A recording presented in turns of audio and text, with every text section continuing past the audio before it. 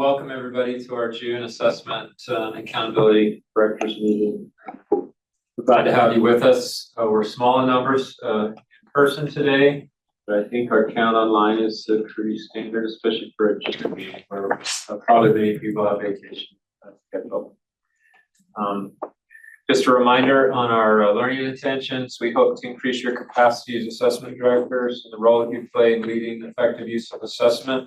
And provide guidance and information on laws and policies, assessment administration, and assessment literacy. And we'll know whether you've accomplished that through active participation and providing requested feedback as we ask. So I'm sure Kim is going to ask about Nearpod here, provide a reminder. So I'll start that. Again, our invitation that you'll log into the Nearpod. Part of that is it aligns with our success criteria. It's our mechanism for getting feedback from this group, and then to be able to communicate and collaborate with other LEA stakeholders in your communities. Let's go to the next slide. This past month, I had the opportunity under my responsibilities with teacher retention and licensing to attend a convening with a group of educators and policymakers from the state of Utah and the Hunt Institute. For those of you who might not be familiar with the nonprofit, nonpartisan group that tries to promote effective educational practices. In this instance, they were involved in this convening, and it reminded me about this gentleman who was the governor of North Carolina for a period of time, and then he helped found this Hunt Institute. He was referred to, I'm told, by people in North Carolina as the education governor. And this quote, especially as we wrap up the school year, just felt like it was important for us just to remember how hard it is for our teachers, how much work they put into it, and the importance that they are in building our communities and our children. Let's pause for a moment on that. Let's go to the next slide, please. Future items coming up in board meetings. This last month was pretty quiet related to assessment accountability, but we have this pending work. This was mentioned last time we gathered. Assessment to achievement, additional funding this last year. And so we hope that that contract, given our board is not scheduled to meet in July at this time, we expect in August that contract amendment to go through, as well as our annual ACT contract. They update the terms that some of the language in these contracts is updated annually. There's also the merger that was that occurred this past year, so we have to take some other contract language action. Nothing substantial will be happening with the contract around ACT. We continue to expect to administer that across the state next spring as well, and it's online. Although we do expect ACT will have an announcement in July about some changes to their assessment. So we'll watch for that and see what those are. And then our English language proficiency assessment, or the WEED of that contract, is scheduled to expire in the spring of 2025. So we are already working on, sure we have a procurement process. We expect to do a sole source. These processes sometimes can deviate what your expectations are, but to keep this group aware of our work in that area. The only other thing I have is just a review of the APAC. So the Assessment Accountability Policy Advisory Committee met in May. That group provided some recommendations around the preschool entry and exit profile. There was recommendations to reduce the length of the test by 2 questions. Obviously, we need to update the test to align with the new language arts standards. But in terms of updating the test so we can use it to measure growth, Senate Bill 220 uniquely allowed the State Board of Education several years to implement this change. We had been moving forward with implementing it in alignment with changes made to the ELA standards. But the Assessment Accountability Policy Advisory Committee, after lengthy discussion, recommended we hold back and implement the growth changes in accordance with Senate Bill 220 in 2026, 2027. Some more information, we'll obviously keep you updated as we go through more information. Will come forward if it's available. The Innovative Assessment Demonstration Authority. We talked briefly about this. This is a process that the U.S. Department of Education has in place to encourage states to try to introduce innovative assessment practices across the United States. Some of these in past awards have been related to through-year assessments. In Utah, when we conducted the Assessment Strategic Plan Group in 2020, it's a recommendation in that plan that Utah not go forward with through-year assessments. I personally was grateful for that recommendation. And so for that type of innovation, we're not pursuing. And the Assessment Company Policy Advisory Committee, as they looked at this, recommended Utah, the state board, not move forward with this application. It'll be available in the fall. There's no funding that comes with it, and it doesn't actually provide waivers for accountability. So there's still a strong component of comparability that has to be put in place. So at this point, we won't be pursuing that demonstration authority. We also talked about in APAC and in TAC, the Utah Aspire Plus assessment suppressed participation rates. This group is as aware of this as any group, and it'll be on the next slide if you'll move forward. Just graphic here. We asked Utah Aspire Plus or Pearson to provide some preliminary participation rates for grade 9 and grade 10 assessments. You'll see those on here. And again, the relative low percentage of participation is troubling. We have a study that's underway to examine the reasons, get a better understanding of the reasons for this and actions that could be taken. And we'll keep this group informed about those, that study on that. We have the study on the reading as well. We'll keep you posted as that work progresses. The study around Utah Aspire Plus is scheduled to conclude in November of 2024. So we're still a ways out as they get working with the Utah Education Policy Center, who was selected to conduct the study. I expect that in the coming weeks, I'll be reaching out to some of you, your LEAs, to get support for this study to come in. There's a qualitative component that would involve interviews with teachers, interviews with parents, interviews with students. Again, to try to broaden our understanding of why we have approximately 20% of our 10th graders who don't participate in this assessment. I'm troubled by that because it interferes with the purpose of the assessment, the legislative stated purpose, which is to evaluate programs in our schools and make decisions about funding that can go to support for those who need additional funding. So we'll keep you posted. I'm going to pause there and see if there's any questions for me before we move forward with our meeting.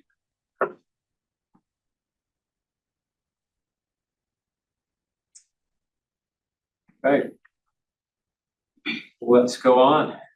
Okay, before we have Nicole, we have a special guest speaking about Acadience Math in just a second. We need everybody to join the Nearpod. We have about 70 or 75 people on, 76 people, and only 36 people in the Nearpod. Because when I'm the next presenter after Nicole, and you are going to be given a test. So we need you to we're going to give you a test. And so you get to answer an 8-question test. So be ready to answer the test. So let's see what you know.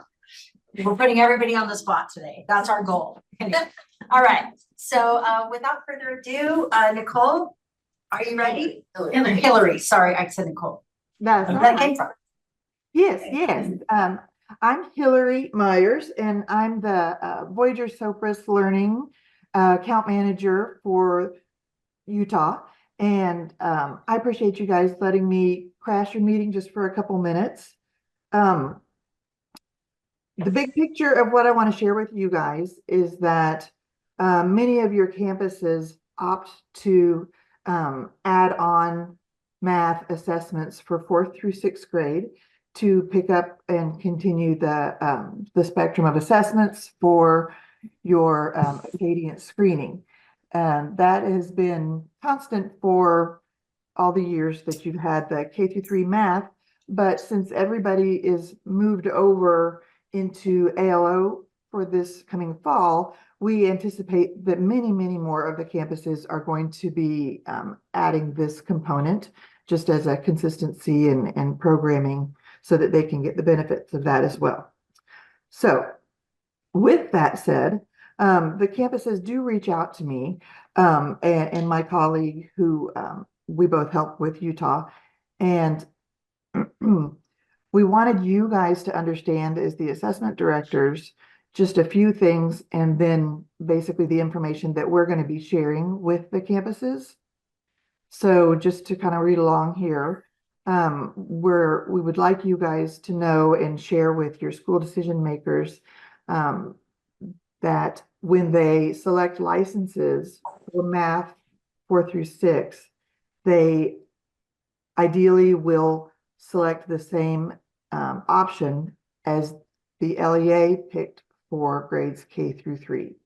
So for most of you guys, that was digital, and it will be immensely helpful with the school's implementation if the 4 through 6 licenses are also digital. So then below you can see a little description of the difference between the digital licenses and the manual entry licenses.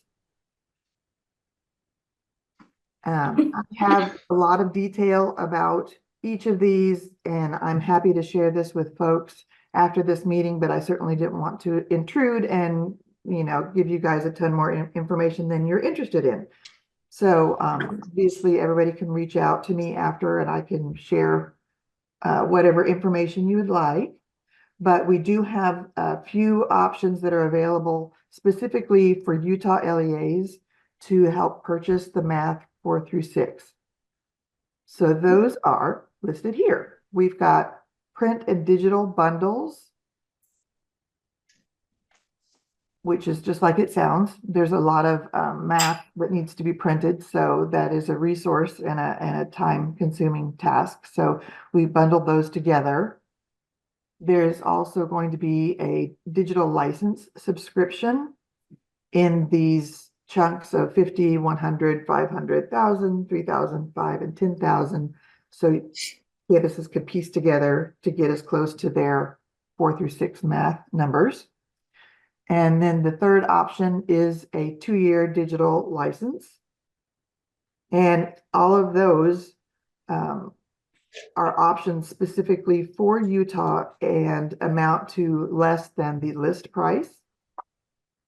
Were they to purchase it, just separate line items. So they can also be purchased as separate line items like they always have been. And I'm the gatekeeper of all that information. So I invite you guys to email me. We will have more details and specifics with numbers and pricing. And if you guys would like, I'm happy to send that out when it's finalized in the next few days. And probably next week or thereafter, I'll be sending some similar communication to all the campuses. Yes, that's a good idea. I will put my email in the chat. It's also listed on the slide. Go. All right, this is just a little graphic of bundles. Okay. That is what I came to share, and I don't want to take up any more time. Unless you guys want to have questions or anything. Okay. Yeah, thank you, Hillary. I think they can reach out to. Appreciate your sharing the information. You bet. You bet. Thank you guys. Have a great meeting. Okay, looking at the 44 people that are logged into the Nearpod as opposed to the 80 people who are logged into the AD meeting. 81. You may want to join us in the Nearpod. The task is not hard, but also there are some things you may want to click on in the Nearpod. By the way, the links are live. If you're in the Nearpod, it's much easier to access some of the information that we're going to give you because I've got several things that you're going to be interested in. So first of all, the building assessment connections in your LEA will be September 12th from 8:30 to noon-ish. Remember, please send this information on. You'll be seeing it going forward for the rest of the summer in every AD meeting until the 12th. But you're all ADs or assessment personnel at this is a district level informational session. Your ALS directors, your special ed directors, curriculum directors, literacy directors.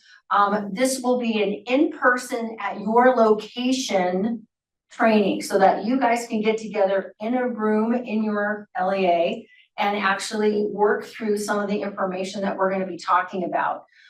We did sort of an anecdotal study this year to see if having everybody meet together and actually look at all of the different assessment related topics or scheduling things that needed to happen impacted our email and our communication and issues with people forgetting deadlines and stuff. There was a marked lowering of all of that. So there's been a decrease and it's been pretty significant, which made us decide to do this for at least another year.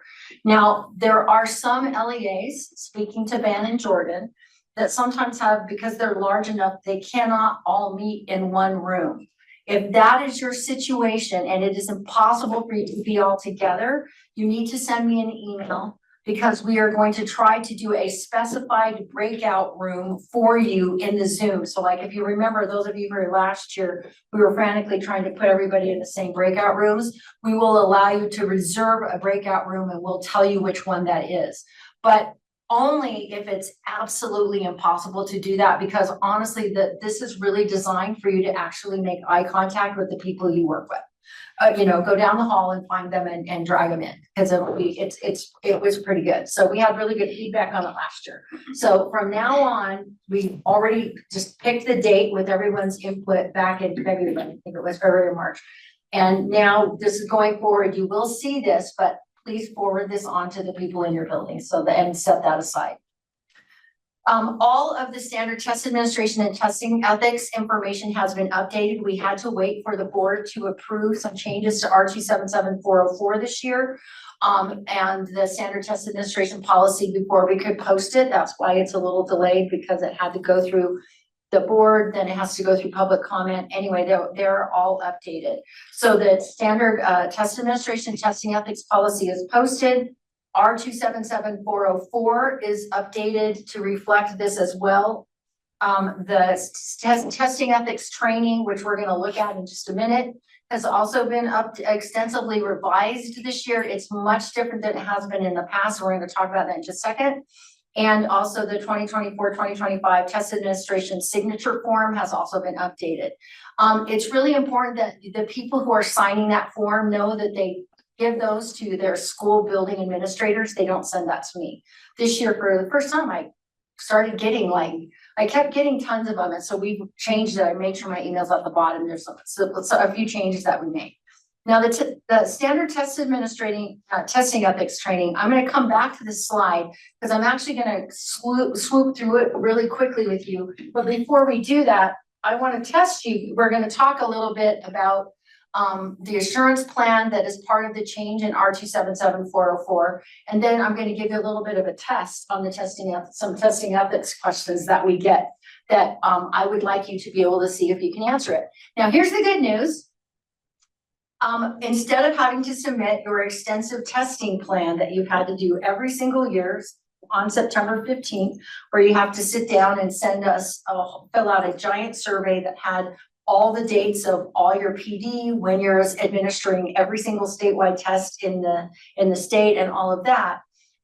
Now what you have to do, you still have to do all of that, but you don't submit it to us. What you are going to do by August 15th, which is assuming that you have that all completed, is you're going to submit an assurance document to us that all of those things have been completed. And on the survey link, when you click on it, it's all the things that you have to have done. And it's exactly the same thing that you did when you used to submit a testing plan to us, except that you don't have to physically send us your testing plan. And so the good news about that is that it's going to take you less time for what you have to send to us. It's due August 15th, so it's a month earlier, but it does require, you are still going to have to get your plan together and all of that. And remember, because it's an assurance document, you're basically saying, yes, we've done all this. So if we ask you, you have to be prepared to give us those dates if we ever need them from you. So there's a little bit of a warning there. This also, you will see in every AD meeting. This link will be seen in every single AD meeting going forward from now until August 15th. And then probably a friendly but firm reminder for the next 2 weeks after that about the fact that you're late, and then we will contact you. The good news is, Amy, our Qualtrics guru, set this up, and as soon as you submit it to us, it'll send you a copy of, yes, I filled this out. So just like you used to with your testing plan, we always said, make sure you fill it out and save it. Most of you did that, because this year, wouldn't you say, Amy, we sent the fewest amount of, did I fill out my plan and can you send me a copy of it ever? So you guys are winners. We're winning. Okay. Any questions about that in the chat? We're good? Okay, thanks. All right, so here's your turn. We're gonna do a little testing ethics review. And these questions are timed and you are going to have to type in your answers. This is not multiple choice or multi-select or hot text or anything, drag and drop. This is show us what you know, okay? And so these are just really common questions or scenarios or situations that we are finding all year long. And I on purpose picked some of the ones that just, honestly, some of them gobsmacked us, okay? So we thought everybody needs to share the wealth of, you know what, it might be time for you to start examining. I know some of you have put your testing ethics policies in Canvas courses and things. You need to make sure that I would honestly copy the PowerPoint and put that in your Canvas course. Because instead of everything being at the beginning and then a bunch of scenarios at the end, I have now woven everything through so that they are actively having to look and figure it out as they're doing it. And it's time to update them because we are seeing an increase, I wouldn't say marked increase, but an increase in some really shocking testing ethics violations or test administration violations. And you're going to notice a common theme through the questions. I'm not going to tell you what it is, but you'll pick up on it pretty quick. Okay, so we have 57 people in the Nearpod now because I talked long enough. So here we go. Are you ready? Okay, here's the first question. Okay, you have 3 minutes. Make sure. Here is your question. Why do these scenarios violate the standard test administration and testing ethics policy? And what are the consequences for the student when required testing accommodations or procedures aren't followed? And then hopefully you can see the whole question in your Nearpod. Yeah, yep. I can't scroll it up because I'm seeing who it is. And I can see who's participating and who isn't. We have 2.5 minutes. There's a couple, you can pick one or answer both of them. But the first one is the test administrator doesn't set a student's required accommodations within the testing system. The student completes the test without the accommodations. Number 2, a proctor hands out a testing ticket to the wrong student. The student logs in, takes the test using the information from that test ticket, which means the wrong student took the test. How do they violate the test administration policy?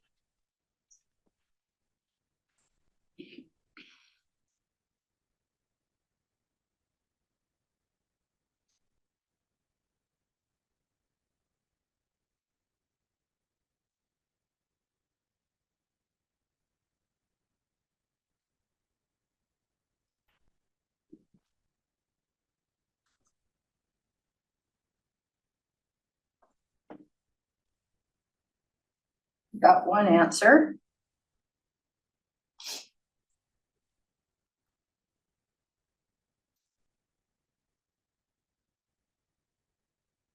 There's another answer. We have 3% participation. This question has literally frozen your brain.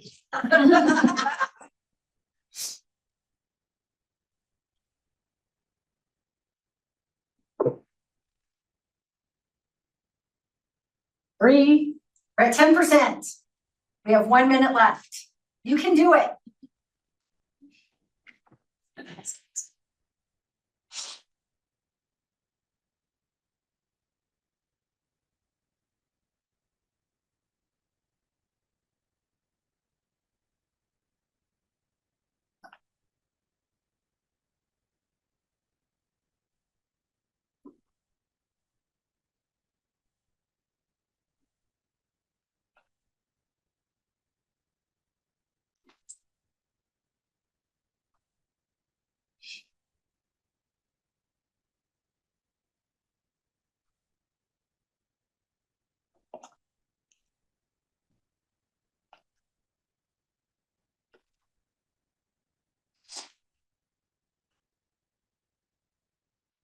15 seconds.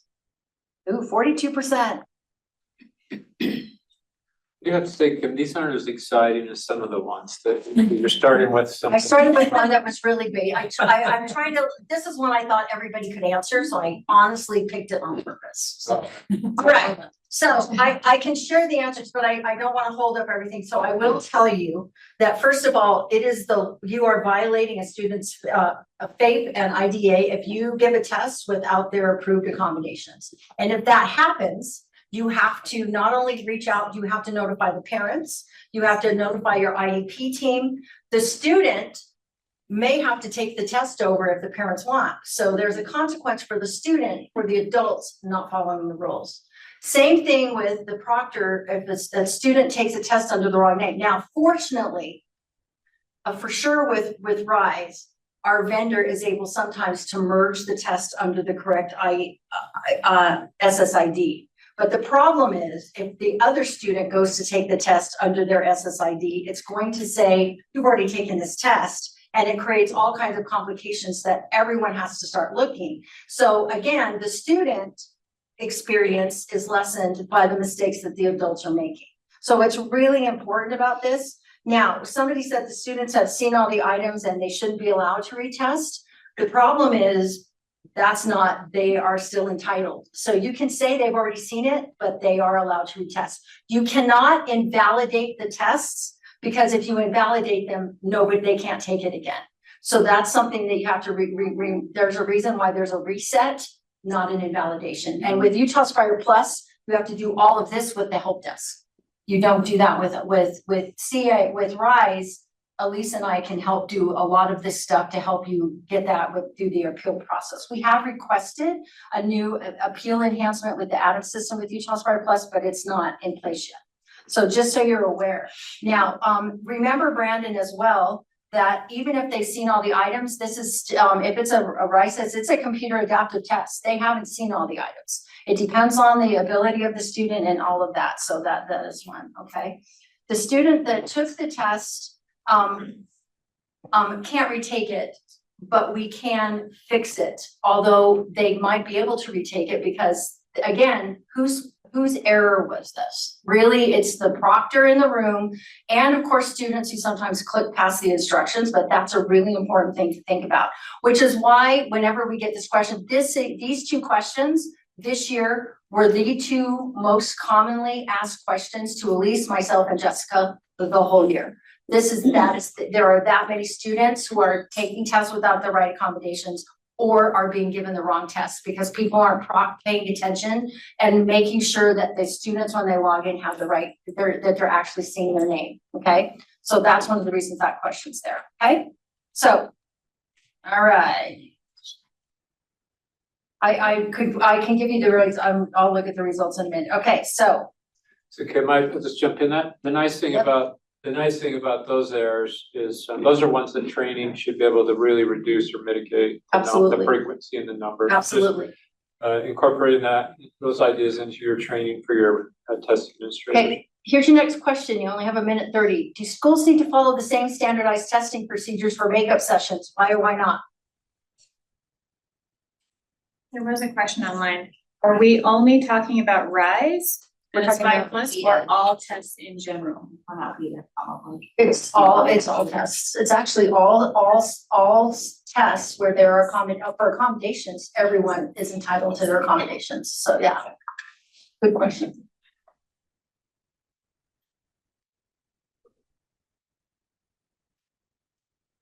Follow-up question. Acadians, you invalidate? I mean, if a student takes a test without accommodations. I think they've been able to merge if you have without accommodations. Yes, sorry, I was thinking about the student who they gave it to the wrong student. If they gave it to the wrong student, I think they can switch the data over to the correct student and then the new student would be able to test under their correct name. But otherwise they would invalidate and then retest the correct student under the correct name.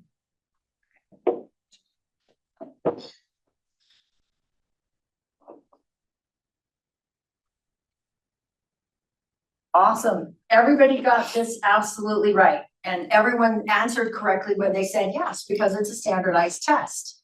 So you all know the answer, so. This is the most common. Instead in our, put it in our I training, just want. in our trainings to the schools. So yes, so this is what's really interesting about this particular question, because when we do assessment observations, now that we have some embedded scripting in our thing, guess what the number one thing that we write down when we're looking at assessment observations that we don't see? When students come in late, or a student, you know, we have all kinds of, and you literally see the proctor go, you know what to do, take the test. And sometimes those students that are late probably need the most assistance sometimes. It doesn't happen all the time, but it does. I will tell you that it happens very often in accommodated sessions, which is even more problematic than others. So that one, that's why we decided to let you add this one. Now, this is a 3-minute one, so this is a longer question, so get ready.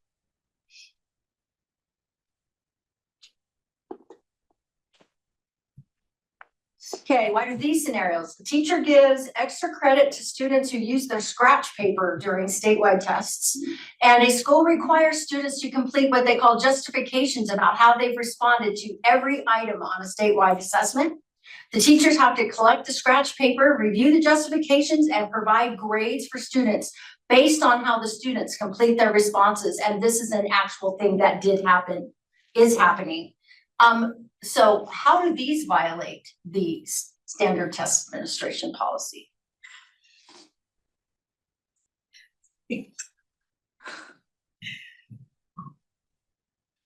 Because it's. Yeah, pretty much the same reaction, Chrissy. Some people, the people that are in the room, some of the 80s in the room, for those of you out there, are like, are you serious? So we're like, we're serious.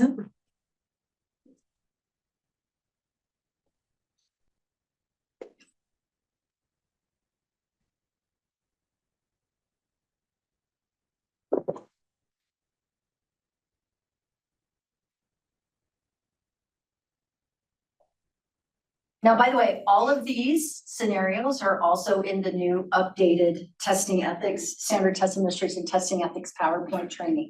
So you can throw these out and let people go, what? Because like I said, these are all real life examples. Every one of these have crossed my desk in the last 10 years, every one. So I kept really diligent notes this year. I had sticky notes all over my office with little, remember this one.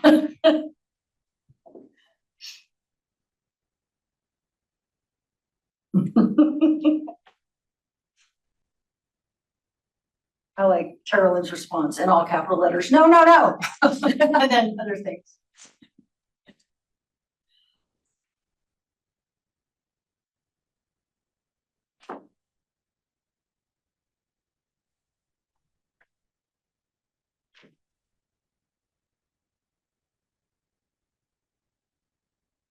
Got about 45 seconds. We have 43% participation. I can see people typing in. Thank you very much, those of you who are answering it. Yep.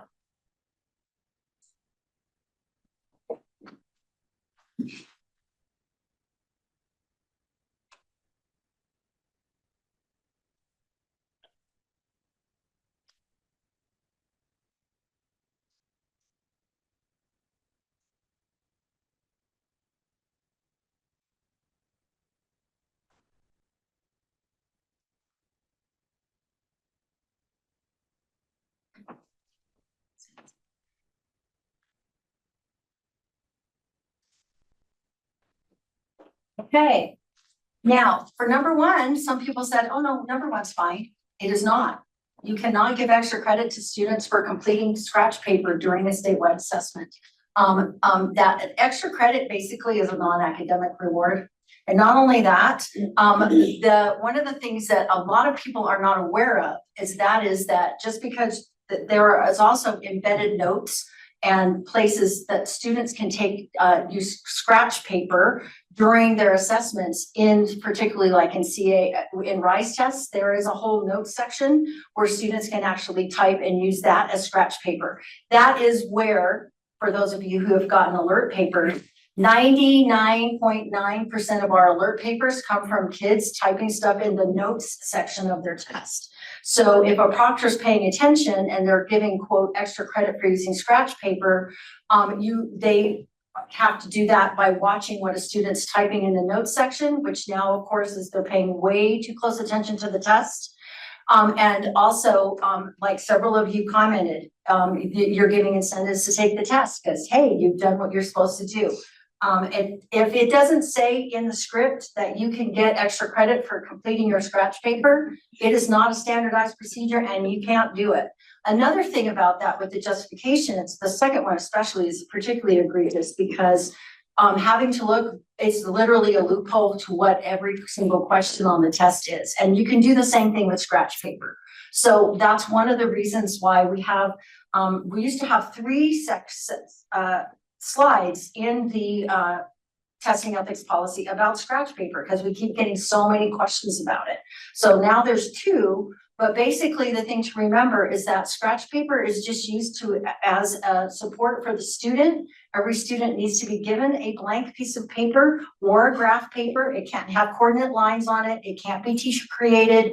You can't, this was a new one for this year where we had a school reach out and say, all year long, while we've been doing writing, all of our students have completed all of their pre-writing on multicolored sheets of colored paper. Can we pass out those colored pieces of colored paper as a graphic organizer for our students to complete the writing test?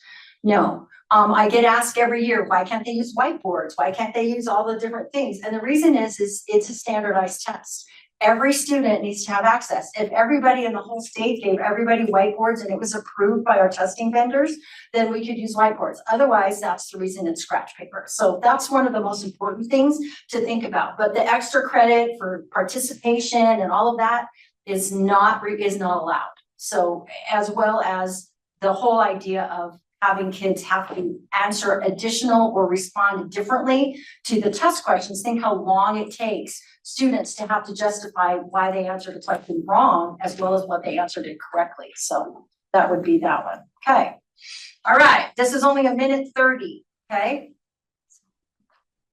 This is a quick one. Can schools require students who are excluded from statewide testing complete a LEA created assessment instead, basically?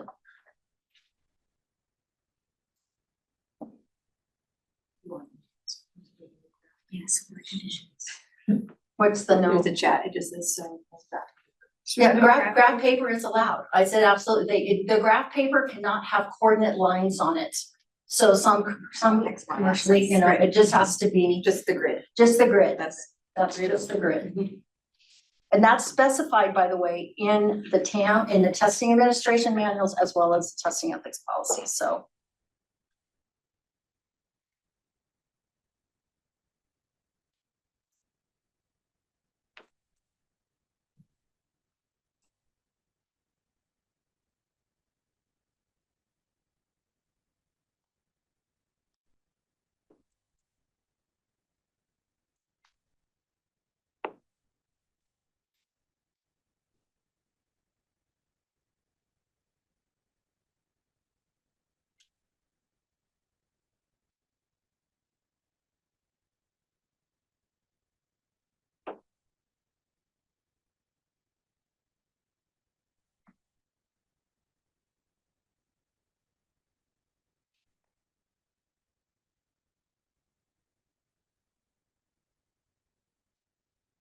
Okay, so this one's kind of interesting. You can require students to complete a LEA level assignment. All LEAs need to have a policy about tests for students. You have to have a testing policy with consequences. That is in R277404 for students who are excluded. You have a policy that they have to follow. If the student is in the school when everyone's taking, like they come to school, some parents who exclude their students don't have them come to school during state tests. But if they are in class, they are required to be provided with an alternate learning activity. The alternate learning activity can't be distracting if they're in the room to other students, and you can require them to complete a test. The policy gets weird when parents are being told you have to because you excluded your student and there's a consequence, we're gonna penalize. Remember, Utah is a very strong parental rights state. And even students now can refuse to take a test for right of conscience. So we haven't had any test cases with that yet, but I'm sure they're gonna come. But that is one of the things that you can do. But you can, when, like somebody said, the required thing is part of that. There are many schools that tell parents they are required to take their alternate assessment if they're not taking the statewide assessment, and their LEA policy clearly says that and has a consequence for if they don't take the test or if they do complete the test. But that has to be, that is an LEA level decision, and it has to be a policy that you follow. When I get asked that question, I basically quote the policy right out of R277404 and send it with your, back to you with, you have to follow your policy. So if you don't have one, now would be the time to make sure you have one, because that's the reason why I put that in there. I get asked that question multiple times. Every single year, I get lots and lots and lots of emails directly from parents or phone calls, and several of us do. And remember, be very, very careful about this, because if a parent's really objecting, that would be a very thoughtful discussion you might want to have. All right. Here's another one. This is on minute 30. So this is a fast one. Can a proctor limit the number of items students complete on a statewide assessment to pace or guide how the assessment should be completed? Why or why not?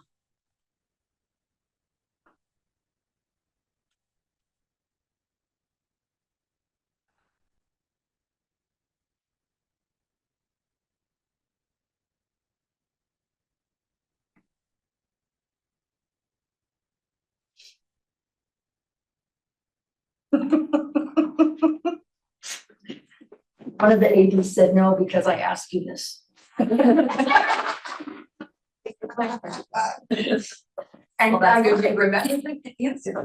guess what? Guess what question got put on one of my sticky notes? You are correct.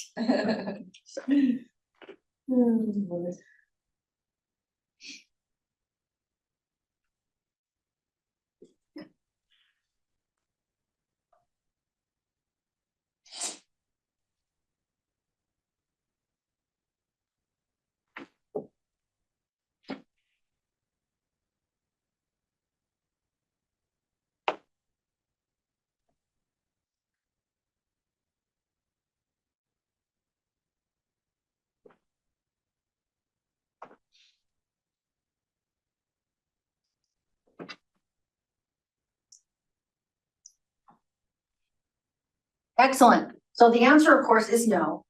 Some people said, they're wondering, like, is it just the way the test is taken? It's not standardized. That is absolutely correct. Somebody said, I'm not even sure I could do that. Oh, it's done. What happens a lot is occasionally, and this year we had a couple cases where students were literally told, you can only answer to question number 25 and then you have to stop. Even if the student was a fast test taker or a slow test taker, or whatever it was, at 25, they had to stop. And then the next day they had to continue. And that's something that does happen once in a while.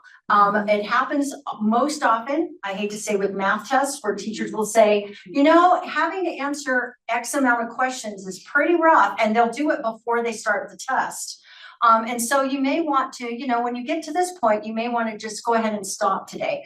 This is different than having a testing period or a testing session where, you're going to give everybody 45 minutes because that's the way your school schedule works. And at 45 minutes, people stop. That is not what we're talking about. This particular question is actually asking students to stop testing and not go ahead because you want to make sure that everybody is taking their time and doing that. This also happens sometimes when a student gets done. Some kids who click through the test where the proctor and they've already submitted, get ready to submit, and the proctor goes, are you sure you want to submit? Are you sure you don't want to rethink your questions? Are you sure you don't? And there's a way to do that that's appropriate in a way that not. So these are the kind of things and the discussions that need to be had at school. And these are the questions that can get teachers in really big trouble. Some of these are not reported by you, but are reported by other teachers, throwing other teachers under the bus or throwing school administrators under the bus.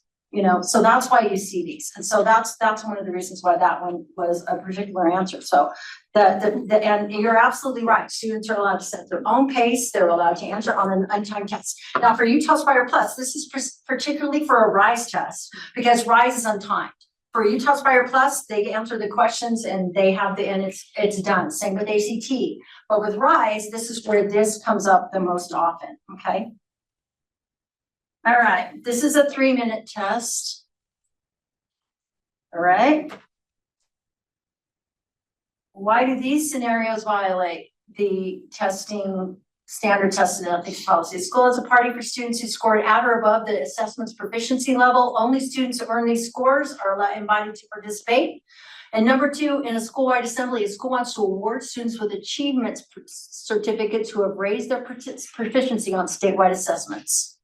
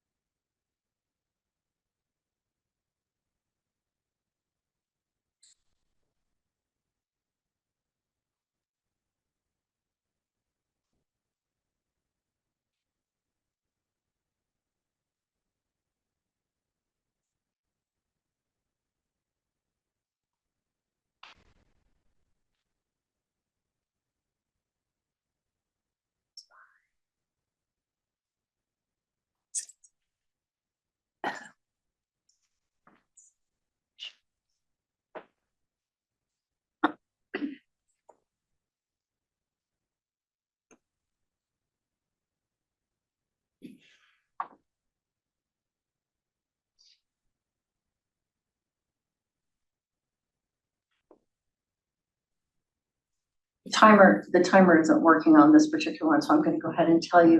The answer is because both of these are non-academic rewards, which are not permitted. The touchy one is number 2, where somebody said, well, about award certificates. If you make it specifically about proficiency on statewide assessments, then basically you're also violating student data privacy because you're announcing what it is. The other thing that you have to think about is what happens to a student who doesn't achieve or lowers their proficiency from one year to another. It creates a situation where they're incentivizing statewide tests. You cannot provide non-academic rewards for students for statewide tests. They are not allowed. And somebody answered and said, non-academic rewards are allowed. They are not. So that's part of that. So you can exclude students. You can't make it, the number one thing, and I think Darren, you can, you know, when Darren and I get asked this question, don't make it about the test. You know, it's okay to celebrate the end of the year. Everyone's worked hard. Everyone's excited. We're all doing this. But don't make it about the statewide tests. It immediately creates lots of red flags and it's actually against the legislation. So it's one of those things that you want to think about. Like, it's great to celebrate everyone's achievement, and who wants to not do that? I'm a teacher too, right? But don't make it only about the test, you know, make it about other things instead. So. Yeah, you have the prohibition on providing non-academic incentives or rewards, but you also have the prohibition on penalizing a student for not participating. So you can see if you have an awards assembly, and the only students who are being recognized under that category are those who participated in the statewide assessment. You can see how it could be viewed that that's punishing, penalizing. I think both those words are in the code, that the students who didn't participate.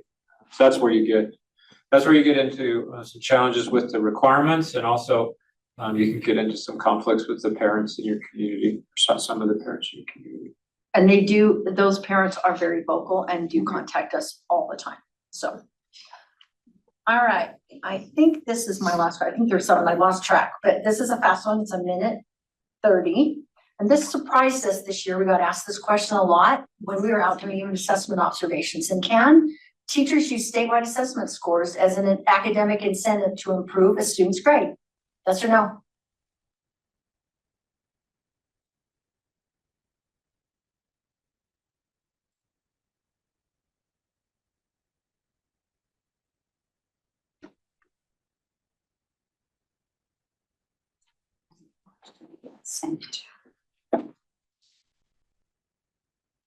Oh, it's in there. Okay, David, thank you for your comment in the chat. All the exact wording in the policy, this test question is just for us. Every single one of these has the actual page number in the testing ethics policy where all of this stuff is. So we're gonna quickly review the testing ethics policy. I'm gonna click through the whole thing as soon as we're done with our test. So you'll get to see what we're talking about, so. The pacing question comes to the test administration manual. There is no pacing allowed in the test. It's a pre-test. So some of the stuff comes from the test administration manual, which the testing ethics policy says you have to follow the test administration policy. So you can't look at just one thing. You have to look at all the things. And the statewide test administration policy says you have to follow the instructions to the test administration manual. Exactly. That's where that comes from. It's kind of a blanket statement, but that's because some things about the test change, so.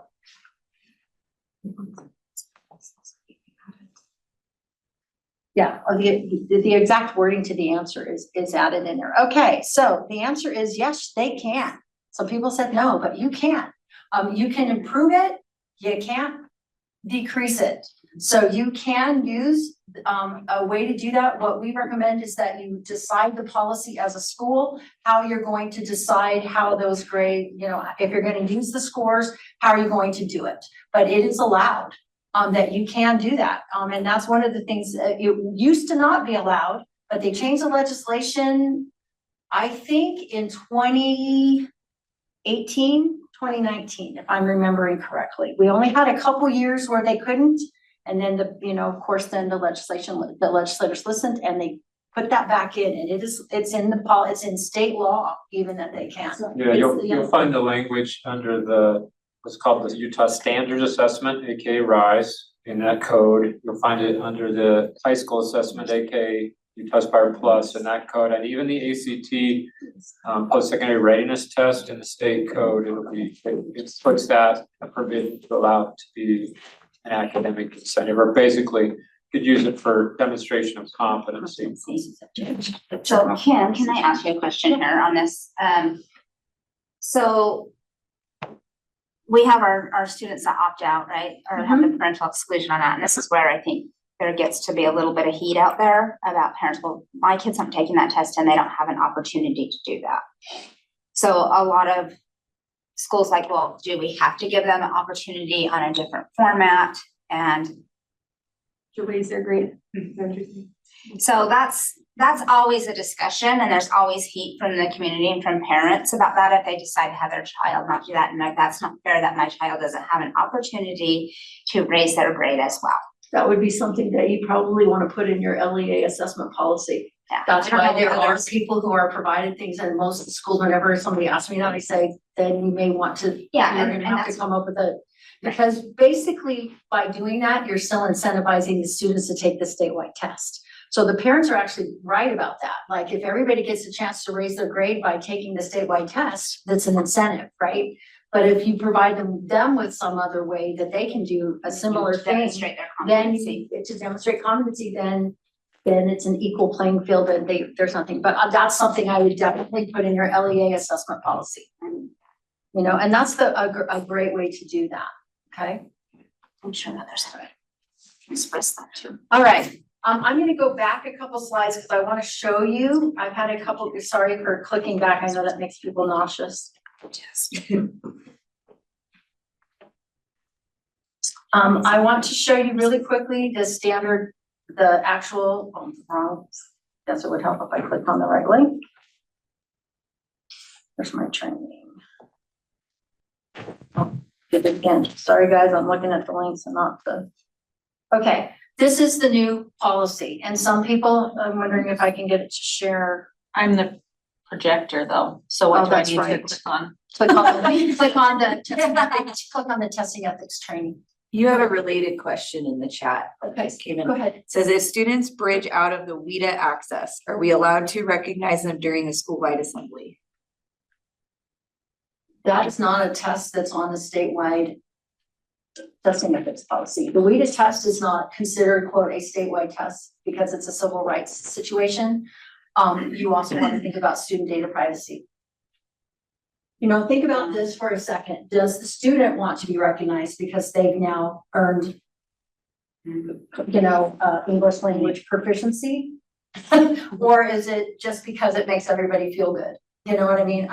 That's kind of a blunt way to say it, but that's part of it. Okay. I did hear yesterday testimony in the Education Interim Committee from a principal from Jordan School District that talked about his school recognizing students for their multilingual students becoming proficient in English, and talked about how they felt like that was actually motivating for the students who were still learning English, to honoring and recognizing them. So yeah, to Kim's point, if you look on the parental exclusion form, the WIDA test is not included in that. And that hasn't always been the case. The board made some decisions a couple of years ago that it didn't meet that criteria that establishes the requirement to publish that list and what tests are included on it.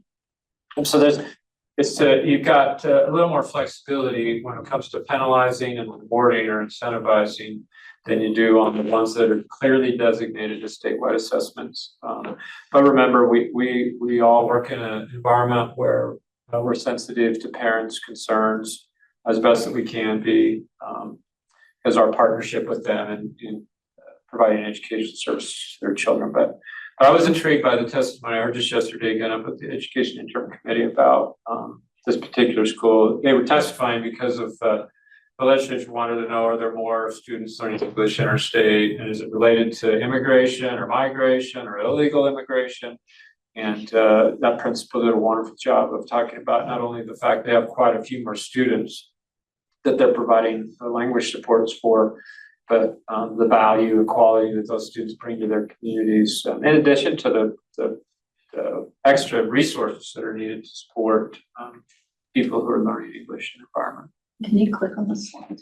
Okay, we're gonna do this really fast. There's 65 slides. David asked a question in the chat about, are there any policies that have been updated? Yes.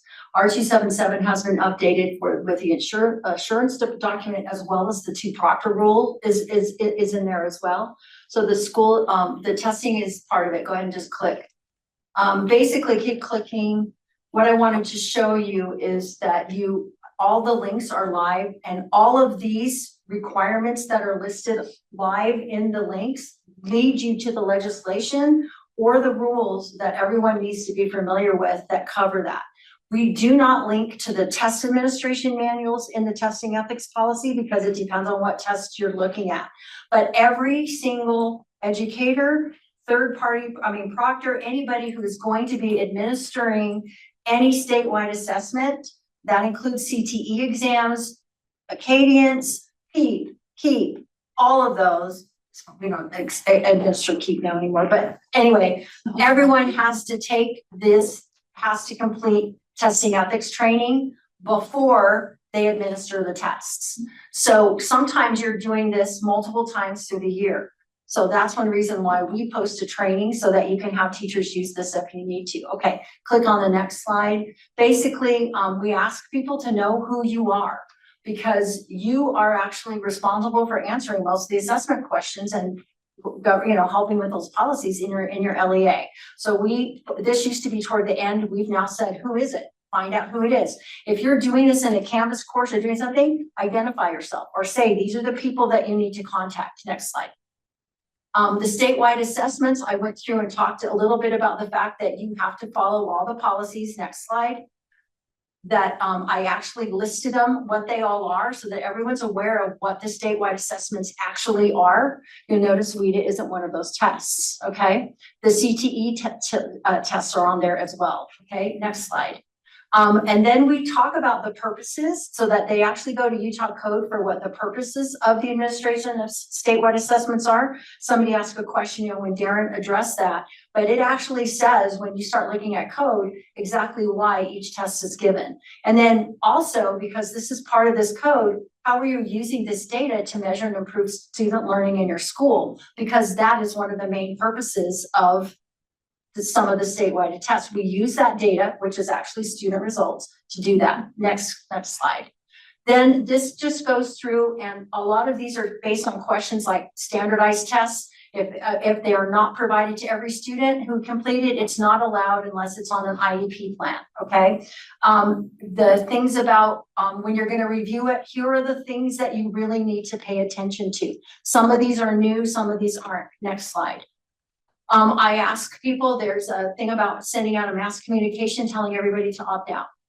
Both a school administrator and a teacher who's actually stapled the instructions to all of the information she sent home to her special ed students. Okay, those are direct violations, all right? Next, and then basically checklists, like before testing, here are the things you actually need, teachers need to get done. One of the things we want to draw your attention to is about removing and covering material. This year, we've had lots and lots of teachers pushing back at us saying that they've been told multiple times that if it's been up all year, that they don't need to cover it up. That has never been part of the rule. We're not even sure where that rumor started, because as long as I've been here, I've been told you have to cover it up or take it down. I think that some of that's coming from the fact that since COVID, we now have way more one-to-one situations where students aren't going to computer labs, where this wasn't a real big deal because most kids took tests somewhere else and that was already handled for them. But that is a really important thing. That is one of the questions on the thing, and it is not allowed. Okay, next slide. During testing, some of the things. One of the things that we added to this is about know how to, is that in there? Where's our, maybe that during, oh, that's the one about actively proctoring and make sure, did it not get put in there? Oh, I spelled individual, I gotta fix this, I got a typo. The bottom one says actively proctored. Actively proctoring the session, and then we define what active proctoring is. And one of the things that that's in here is that if you see something, say something, because this year we had a proctor actually watch students cheat through the entire test, didn't notify another proctor, didn't tell anybody, and then after they completed the test, then reported the cheating. So if you see something, say something is basically what that is. And I thought that was in there, so I'm wondering. Okay. I feel like it's Maybe it's later further back, down it's under the the other agenda, yeah. So here's some of the things about proctoring, you've already read this. I mean, if you notice, one of the questions that's new that's added in here are the consequences for the student. If you notice in your questions on your test, there's a reason why I'm asking this, because a lot of people, we tend to get really focused on I have to do this and blah, blah, blah. Nobody thinks about the fact that when some of these policies aren't followed, it's really the students who suffer the consequences.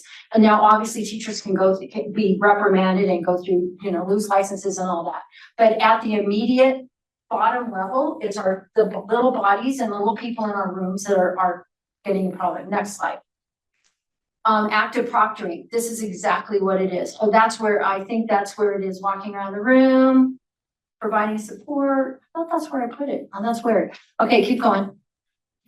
Then again, more questions. And if you notice, they're gonna be in here, and there's the question about active cheating. Because we actually put it in there. Number 2, proctor observes active cheating taking place, and they allow the student to complete it. Okay, next. And then the guidelines, reviewing the test. After you're done testing, next. And you're gonna notice as you go through, there's some discussions, and this is where you use the standard testing administration policy. Go to the next page.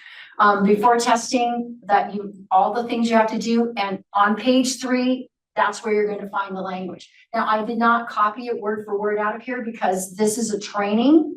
Everyone needs to go in and read it and understand it for themselves, and allows you to discuss it. Next slide. And most of these are like that. Here's the covering up your walls, go ahead. How many proctors, and this is new. Remember, it is now codified, the due proctor rule, that you have to have one active proctor in a rule, but you can have a second active roving proctor. All of that stuff is in here. The big example, of course, is minimizing disruptions to students while they're testing, okay? The thing about electronic devices, which may get handled with if we get rid of everything in school, that could solve a lot of problems. Next one.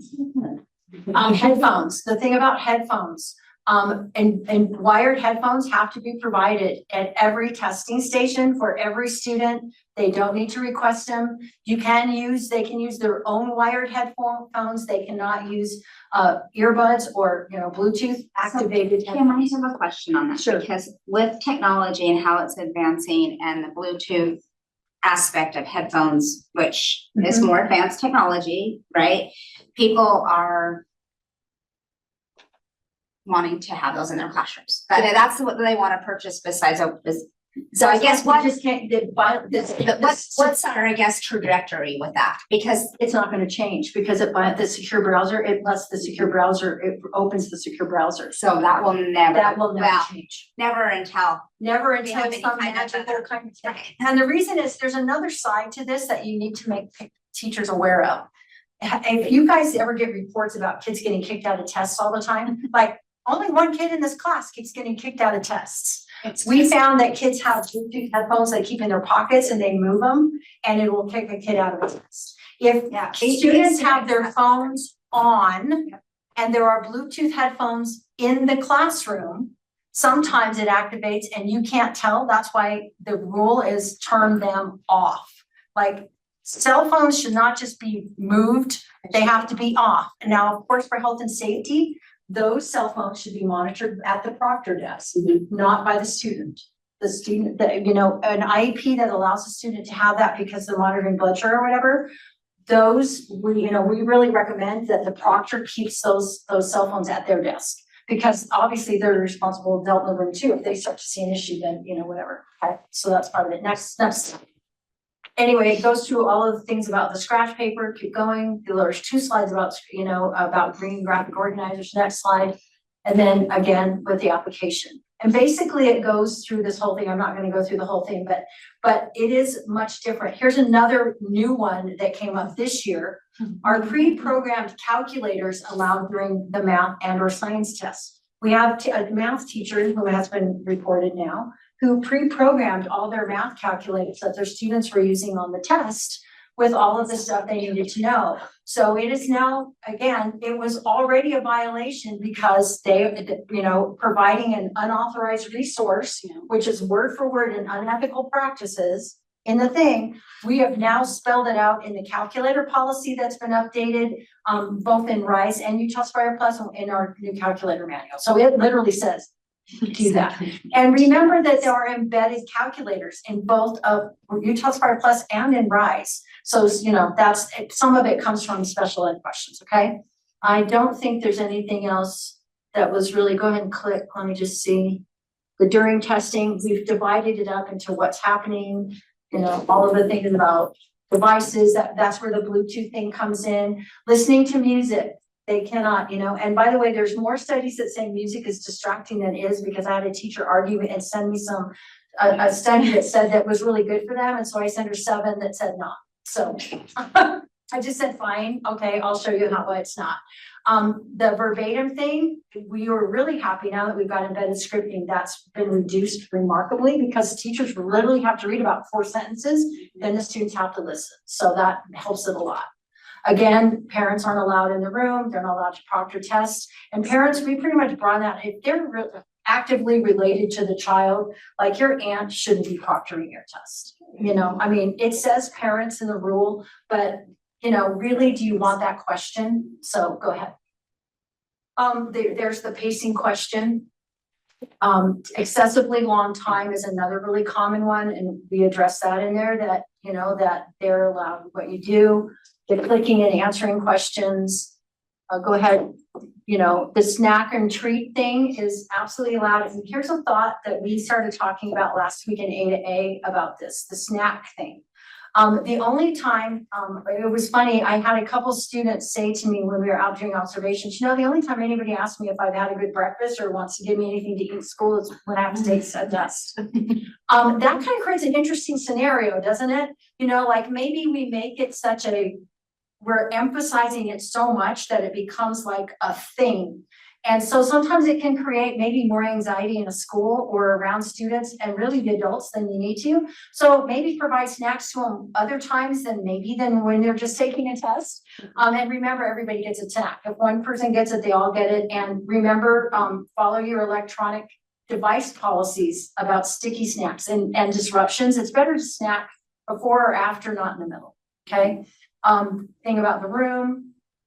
And I think we probably can go ahead and just click out then. I think we pretty much have all of it. But now you can see it's much different. So those of you who have it in your policies, you may want to. Is anybody have any questions in the chat for me? There is one at the bottom that says, do you know that kids know how to skip past the quote unquote required script? Yeah, we totally know that. This is our first year with embedded and we totally know that they know how to do it, but next year they're in for a really big surprise. Yeah, we knew there was only so much we knew. We were hoping that, they all know that they can just click and do things. And we watched them do it when we were doing assessment observations. The interesting thing, you guys, is it's not as many students as you think, because we were actually pleasantly surprised how many of them they follow the rules. So would come back from Even like the a ones that bathroom came break. back from the bathroom. There it was. And listen and there again. it's not, and there they listened again. So there's some things we're working with our vendors. Remember that it was a 10-year process to get embedded scripting into the tests. So now we're doing the tweaks. But yeah, they won't be able to skip it but next year. So There's a question, so you move on from that, Kim. Colored pencils, allowed or not allowed? colored pencils are fine. I mean, you like to take a test with, nobody cares what pencil they're I using. mean, I use scratch paper. Oh, yeah, I mean, they can use, like, if they're using yellow scratch, could you have yellow plain scratch paper? Give them yellow. It's when they start going, we're gonna give you the yellow scratch paper. Yeah, the color ink and all of that stuff. It's really, they just need to be provided some way to be able to record and answer how many pieces of scratch paper. Pencil that they can use on paper. Now, when I say that too, remember that if they're being, kid wants to do that with a smelly marker that's gonna squeak and make a lot of, that whole thing. I mean, part of this is also professional judgment, but Right. really, most of the time it was, we're past the number 2 pencil days of all of that, so. Okay, and again, because we've already covered this, don't forget your assurance plan is due August 15th. We do not have an AD meeting between now and then, but this will be in the mouth. And then, sorry, I have to do this. I'm sorry I have to do it this way, but we're trying to limit as many slides. Maureen, you were up. Alrighty, I'm not gonna take very much time for you, so next. Just a couple of items looking ahead to the 24-25 school year. We posted the core code lists for next school year. The link to the page where they are is right there. You'll also find the new assessment rostering manual for the 24-25 school year. And I think pretty much everything's been updated for next year there. And another thing for right at the beginning of the school year for Acadians. USB is going to be rostering all students in ALO, but also all teachers. We're creating the teacher accounts for them. It's just like Utah Aspire Plus. It's gonna work the same way. I know your teachers want to get right cracking at the beginning of the school year. So it's gonna take a village to get all that student information or all the teacher information correct. Because I know there's a lot of turnover at the beginning of the school year. You're gonna have to rely on your HR department to get those new teachers in Cactus. You're gonna have to rely on whoever changes up Cactus IDs assigned to classes in your SIS to the correct Cactus IDs for teachers. I know it's gonna be a little rough at the beginning. I'm pretty sure with teachers, it might be a little bit rough because that turnover can take a while. So it's any sort of message you can get out to your people about getting those teachers updated as quick as they can, I think will smooth out that process. I am hopeful that we aren't gonna have a lot of student issues, but the teachers, it might be a little bumpy at the beginning of the school year. So just get that sorted out, and that is all I have for you. There are some questions / comments regarding Our teacher emails. emails. It's gonna be the Okay. same as Utah Aspire Plus. Starting from the top, are they going to use the teacher professional emails related, does this mean our teachers' private emails will be used for the second question? We will use whatever email is in the Cactus system attached to teachers. So if they have their private email on there, that's the email that's gonna be there. It is only for signing in to ALO. We are using it for no other purposes. It's just so they can sign into ALO. I know that is a tricky subject, but that is the only place where teacher emails are stored at USD. That's it. That's the only place we can look for it. So that is where we get it from. Yeah, and that's true today, as we look forward with the development of USIMS, Utah Student Information Management System. We anticipate the day will come and we'll have access to all of our educators' professional work email addresses, and that will resolve the concerns that I think we're seeing in the chat and that were expressed previously about Utah's Fire Plus rostering. There's a lot more comments basically saying exactly what you just said. We don't like using Cactus, so there needs to be another way. Well, Yeah. we're working. There's still one. Yeah, the assessment team here at the state board would concur with those feelings. We would much prefer to use, to have access to and use work related emails. That's just not an option for us right now. I noticed there's a comment in the chat about the link might be taking you to the 20 through 24 list. We can double check the link, but also sometimes you have to you might want to clear your browsing history sometimes too. I don't know, I'll have Maureen check that. If not, we can put It should just take you to the it page, should just take you to the page. and then the new ones are there, so you might have to clear your cache. Yeah. A lot of times when we're switching things over, a lot of times our browsing history, especially if you bookmark something, remember that you have to change your bookmark. And Tracy is attending it and presenting at the inclusion conference. So I'm presenting her slides today on DLM, and there aren't a lot. The biggest thing you need to be aware of is that the Kite Educator Portal rollover occurs on July 26th. Okay, and that is the very last day that you can pull your 2022, 2023 school reports and your 2023, 2024 data extracts. She emphatically wanted everybody to know that you have to pull the data. If they don't, you can't go back and get it later. That's what she kept saying. Remind everybody they can't go back and get it later. You need to go in and clean up your users before the rollover on the 26th of 2024. Please remove or deactivate any users that don't need DLM access. Basically, by doing this, when it goes live again, everything is current and much more updated. But again, make sure you get your data, download the data. That's critical. You absolutely have to get your reports out. The educator portal reopens on August 6th. The school reports will be in the educator portal on August 6th as well. District level roles can access reports. Teachers will be able to access reports once the students are rostered to them. So, August 6th, UTREX hasn't started uploading for all the district. If school isn't in session yet, but they will be able to. The DLM required training, that every single person has to take, opens on the 6th. Basically, August 6th is your day. And then USPE is planning to start loading students on August 19th. And Maureen, do you have anything to add about that? Because that's kind of your. Nope, just that it should work just the same as it did last year. We're gonna test a little bit before August 19th, so we hope just a smooth rollout. So just remember, July 26th, make sure you download all of your data and update all of your people by July 26th. And this, I'm sure this is going to be an AD memo as well, but just make sure, because that's what she was really worried about, that everybody would forget, and it's like a huge thing. So don't forget. Okay. Rita, Megan. Good morning. All right, can everybody hear me okay? Yep. All right. Here we go.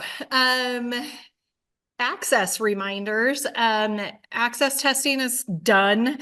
If materials need to be sent back still, please make sure that gets done. And Again, score reports did come out, the updated score reports after data validation. Did come one day late. They were posted in AMS on the 12th. So if you went in on the 11th and you were looking for those updated reports, apologies. DRC had a little bit of a road bump that they encountered in posting it, but everything is there as of the 12th. So updated score reports are there. And then just as a reminder, I have had a couple people reach out to say, why don't we have our alternate access reports? Those will not be available until September in AMS because as you all know, the alternate access was totally overhauled and it's a new assessment. And so it still needs to go through its standard setting, which is taking place in about a month. And so then once that standard setting is complete, we'll have the score reports. And Tara Lynn, I see your question in the chat. Is anyone from Utah participating in the standard setting? Yes, we have a couple of Utah representatives. And then I will also be attending as an executive committee member for WITA and an observer to validate that the process was followed per what they said was happening. So we do have pretty good Utah representation at the standard setting in July. All right. If you did return late materials and any of those materials were tests for students, here are the reporting windows for those tests. So just to be aware of that. I don't believe anyone had most of it was just secure materials, not actual test. So I don't think anyone should be getting anything late, but just in case, keep an eye out for those late materials reports popping up in AMS. All right, looking ahead, some of this is familiar already, but there is a little bit of new information for you all. We know that our access testing dates are going to be January 7th to March 7th of next year. The great news is you all asked for it. Materials will be shipped in early December. That exact date will still be determined. One thing to be aware of, and I don't want anyone to panic right now, we have time. And as this comes out more and more, we'll be announcing it as we get closer, but the kindergarten access is being redone also. So there will be a little bit of an overhaul on kindergarten access. So that means that we will need to do a field test next year for kindergarten access. So I'm giving y'all the heads up now to start thinking about it, but please still enjoy your summer and don't start worrying about field testing, okay? So I will announce that as we get closer in the steps, and we'll be looking for participation and volunteers to help with that field test as well. So again, as we get more information, we'll be announcing it to you. Screening, again, you can start screening in a couple weeks. I kind of hope you don't. I hope you're all on vacation and not screening students while you should be on vacation and enjoying your summer. But some of you probably will get started because you're just go-getters, and that's amazing. But you can start on July 1st. Your training courses for test administration, those will all be updated and available July 1st in the WITA Secure portal as well. If you, for some reason, have students that need to be screened now, there is a deadline next Friday. You would need to get all of your speaking and writing responses scored by next Thursday because the AMS rollover is going to be happening at the end of this month. So just if you are in a situation that you need to be screening students now, just make sure that everything is scored and completed by Thursday for that rollover to take place. And again, in case you missed any of the technical enhancements for AMS and the secure portal and everything that was recorded. You can access that in the secure portal. And just please always remember that the home language survey is what determines whether a student is screened or not. It is not teacher referral. If you have any questions about that, please reach out. Happy to answer any questions. And then just as another reminder, screener data is going to be coming soon. We haven't nailed down the exact date. Since there's our IT team is working on it diligently, but we do need a couple of LEAs to possibly volunteer to pilot housing the screener data and getting that data from the LEA into the data gateway. So we may be reaching out to some of you to help us with that, but that should be coming. Our goal is August. Speaking of the data gateway, also, I don't have a slide on this, but because I just found this out the other day, but the access reports in the data gateway, our goal is to have those up by July 12th, which I am really excited about because I feel like that is the earliest we've ever gotten the access scores into the data gateway for you to start looking at. Again, there's a slight freeze because of the rollover. Woohoo, Terralyn, thank you. I know, getting things done here in the WIDA world. There is a freeze with the rollover at the end of the fiscal year, but our goal is still the 12th. Right when we know that exact date, we'll communicate it out to all of you. So lots of exciting things, balls rolling. Here's our contact information. If you ever have questions, always email us. That's quicker. So you are welcome to call us if you want to hear a voice, but it's harder for us to get to the phone, especially when we're in meetings. So email, let us know how we can help and support you, and just stay tuned for all the upcoming WIDA things. Thanks. We only have about 11 slides left. Do you want to take a break or just power through? Let's go through. We're powering through today. Okay. So actually Teresa's not here, so I'm gonna be talking about the PEEP today. So as Darren mentioned, there were some adjustments to the timeline for our plans for PEEP, so we're sticking with our current PEEP. The only changes that will be made, like Darren mentioned, we'll be updating the ELA standards on the document. So if you would like to, and those should be middle of July, when those new updates to the PEEP will be made. Again, that's just the standard listing at the top. So if you don't want to print new materials for the PEEP, you do not need to, but if you would like new materials, they'll be posted middle of July with the new standards to the existing and current questions.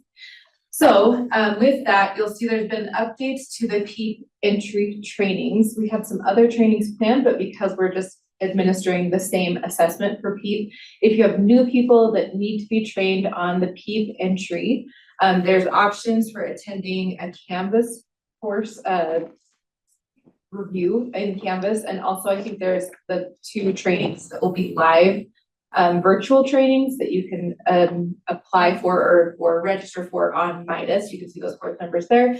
If you have people that are not educators that need to be enrolled in Midas so that they can enroll in the course, you can follow those steps on the screen about getting people registered for a course in Midas that don't have a traditional like Cactus number. Okay, and then for Acadians, we've been busy and seeing many of you out across the state on training for the ALO platform for Acadians reading. You can see there are links here for several different resources. The top half are for the administration of the ALO Acadians reading system. So the first link is for slides. If you are a person that's planning on training people in your LEA on how to administer the Acadians reading assessment in ALO, and you're curious about the slide deck, that's the link to the slide deck that Teresa has been presenting with. It also includes the audio practices.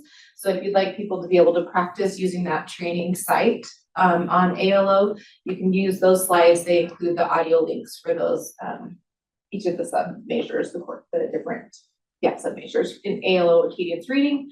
The second link is a link to a Canvas course if you want to send people to do the Canvas training on their own. That is not live yet. It will be live on July 15th. So you can go to that link and you can see that the course is there, but it's not populated or live yet until July 15th. So if you have people that you're not planning on training, but you would like them to take the Canvas course training, that's where that will be available. And then finally, you can watch a recorded ALO virtual training on that final link, that third link there. The second half of the links are for the data and reporting resources. There are guides there about slides. There are also guides for like a one-pager of what can I find and what are the different reports for a teacher, what can I find and what are the reports for an admin. So those are the other links at the bottom half for the data and reporting, the top half for the administration.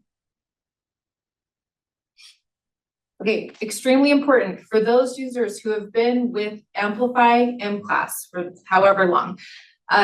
If you would like to have your historical data uploaded into the ALO system, you must download your data from MClass before June 30th. June 30th is the last day that you will have access to any of your historical data for MClass. There's a link there that will walk you through how you download that data. We've been talking with Acadience Learning and the process for uploading that data into the ALO platform. We got confirmation yesterday that you do not have to wait until the new school year. We'll work through, they're creating documentation right now on the process for you to upload that information into ALO. And then they will work on making sure that that's aligned and connected to the correct students. And then that will be ready to go at the early in the school year. I'm not sure exactly how long that will take, but you do not have to wait until the new school year starts. You know, with rostering, you won't see students in the system until the first day or first couple of days of school. But with your historical data, we have confirmed that you can upload that beforehand. We'll have that process coming to you in the 80 memos. Since we don't have a meeting in July, we'll send that information in 80 memos in July. But extremely important, we will not have access and nor will you after June 30th in MClass. So make sure that you've downloaded historical data if you want that uploaded into ALO. Questions before we move into Acadience Math? Okay, and I think Jared's on to talk about Acadience Math.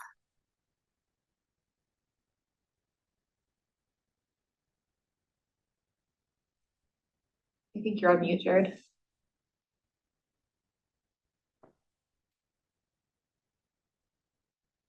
It won't let him unmute. But Emily gave him that ability. Yeah, to she do that, did, but it doesn't seem any longer.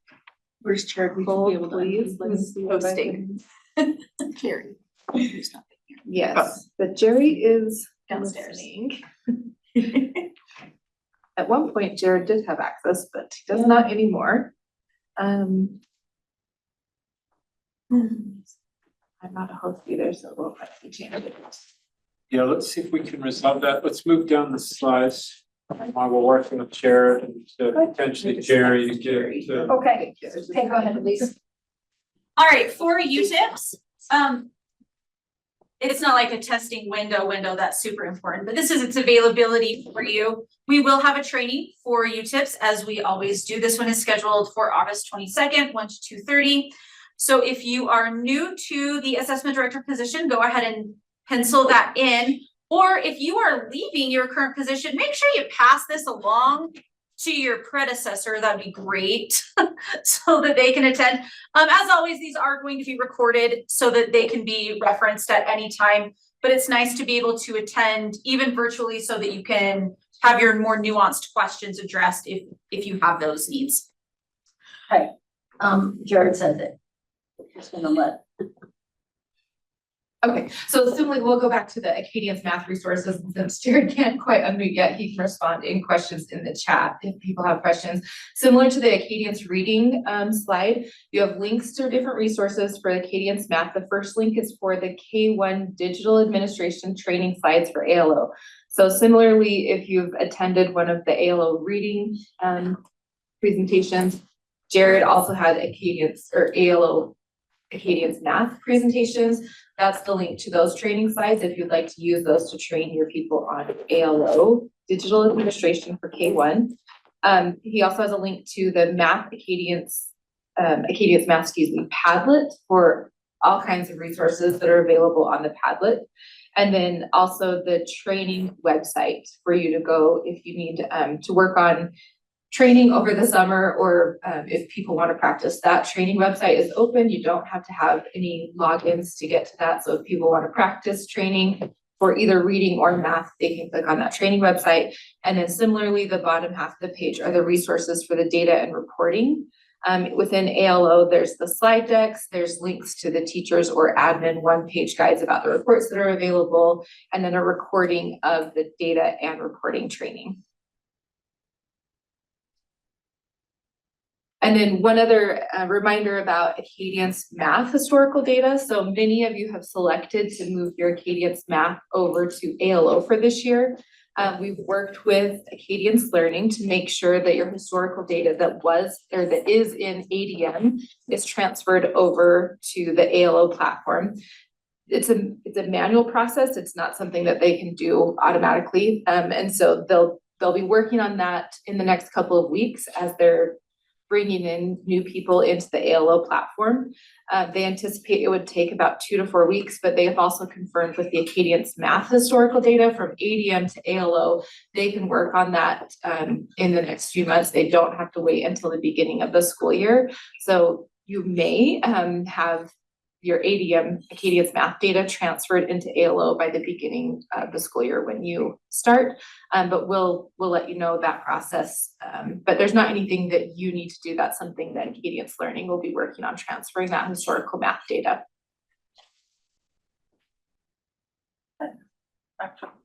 Continuing with UTIPs, just a couple of things. As a reminder, this is where the high school benchmarks are now stored. This moved last year from Pearson Access Next. Our content team and our developer have worked really hard to get those items into a far more final draft format. I would say we're at like 92%. So get excited for that. But also message out as you're working with your schools and your teachers that the benchmarks have moved to UTIPs. I think I still received an email in April saying, why can't I get them in Pearson Access Next? I really want to use them. So make sure that the messaging is getting out there that if teachers are interested in using those, they are in the UTIPs system. One thing to be aware of there though, is there is not a way for an LEA to pull reporting for like all of your schools. It's provided at the teacher level. So just kind of be aware of that as well. For Apple testing, it is right around the corner for us. I've included the dates here for the window, as well as the date for the scheduled training that we host with LTI.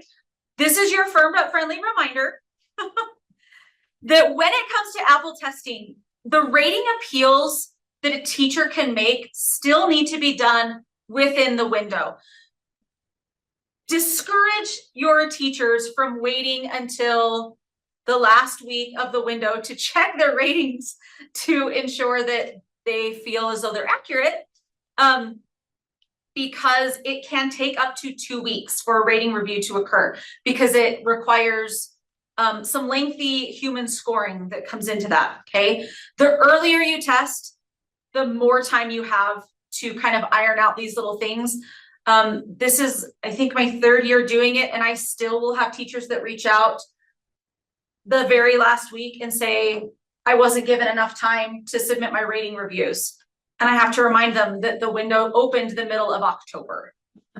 So the earlier you test, the better off your teachers are going to be, and the more smooth experience your students will have with testing. That it's just how it is. And this is one of those things that goes back to test administration as well, is consider the environment where kids are doing their speaking tests. If everyone is in the same room doing speaking tests, even with microphones, it does pick up a lot of background noise, and that causes issues with our speaking. With anything that has to be spoken, happens with WIDA and it happens with Apple as well. So remember that non-disruptive testing environment, follow the test administration guidelines where it says quiet, all that. I would also point out with Apple, be aware dates wise, because Apple falls in the lovely holiday season. And understand that you might think you're coming back after Thanksgiving break to have lots of time and you don't actually have lots of time. Or that Thursday, Friday are not considered business days for our vendor. And so they needed 2 extra days before you started making those rating reviews as well. So be thinking about those things because we get into that mode past Halloween and the year just flies. And it catches up to us a lot faster than we wanted it to. This was sent out by LTI and I'm just a messenger here. I don't have much more information than this for you, but if you are interested or know someone, a teacher, para, someone in your community who is well-versed in a second language or even really a first, because English is on this list as well. They are taking applications to become an Apple certified rater, which is the human rater for the tests. I've included a link here where you can find more information, where applications can be found. The window closes for this opportunity on August 1st. So this is just a pass along for you. If you know anyone interested in possibly making a little extra money, this might be a great way to do that.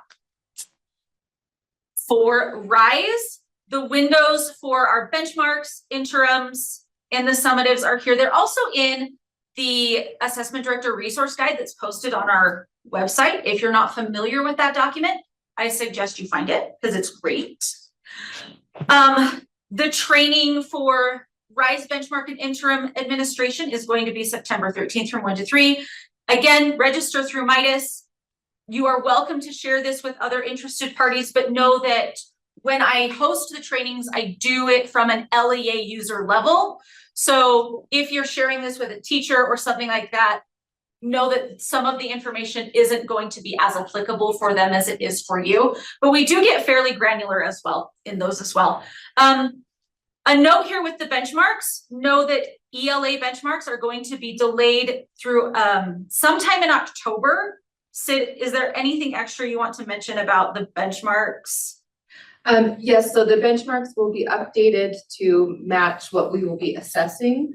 So any benchmarks that were aligned to the language standards, like the editing tasks benchmarks, or the benchmarks that were aligned to listening comprehension will not be on the benchmark list. So we'll have the reading information or reading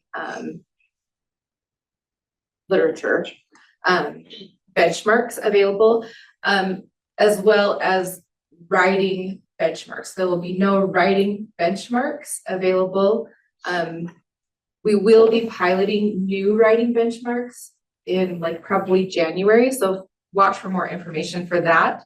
For all grade levels 3 through 8, we'll have new writing benchmarks that we'll be piloting, but you won't have access to the writing benchmarks that have been available this next year.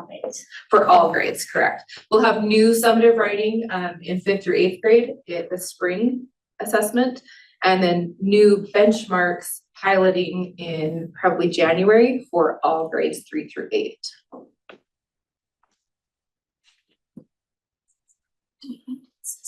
Yeah, the new ELA benchmarks that won't be available are the ones that will no longer align with our summative assessment because of the changes to the standard. So that will be the language benchmarks, which are like the editing tasks, and then the listening comprehension. So those benchmarks that were aligned will not be available in October, but the ones that will be available in October are the ones that are aligned to reading literature or reading informational text. A quick date check because there was a comment in the chat Yeah, about, it is RISE. Thursday is September 12th. And that's building connections, so it's definitely not that day. I'm wondering if it should say August. What's gonna be available, not available. Yeah, I still we'll have August, that. I'll have a sheet for that. Yeah, Because they'll have- you know how it's gonna be. Yeah, we just had that decision, which is really barely made. Yeah, no. Katie's typing it in the chat here. The RISE one, I don't know what I was thinking when I typed this, because it's not even close. Not even a little bit. It's August 29th, which is a Thursday. From 1 to 3. That's the training again, right? Yes, that's the RISE But the training. Midas course that I. The did Midas feel the number same- should be the same. Okay. All But right. I will also include those in the future AD memos with links there as well. It will just take you right to Midas. As a reminder with RISE reporting, your 3 weeks for distribution for ISRs is almost up if you haven't done so.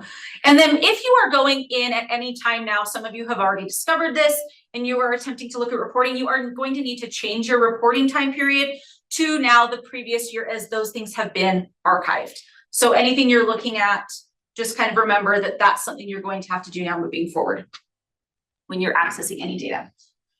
For Utah Aspire Plus, a training date is not set because we're not worried about it until wintertime. I'll let you know. There will be one. Don't stress that. But your archived reporting is available in Atom as well, which are any of the ISRs from previous years. So that can be found under report assets. And then you can just select the year that you wish to access from the drop-down menu. And then there's the download option available for those PDFs if you need them at any time. Any other questions in the chat? Okay, this is our last slide. Okay, Scott is also out of the office, so he asked me to do his thing. The ACT data is now officially on the ACT Success website. Spring 2024 spring testing is officially complete. There is no additional delivery as the states, districts, and school users can view and download your reports on ACT Success, and he provided the link. And have a great summer. Yeah, thank you. And as I tried to attend to things that maybe were really critical, the M-Class, June 30th, download your data seemed like one that if I was an LEA, I would make sure I'd make note of that if I haven't completed it. And then the ELM, July 26th, download your data. Because anything that can result in you losing an opportunity is something you want to make sure you make note of. Thank you, everyone. Have a wonderful rest of your day, and we'll see you in August.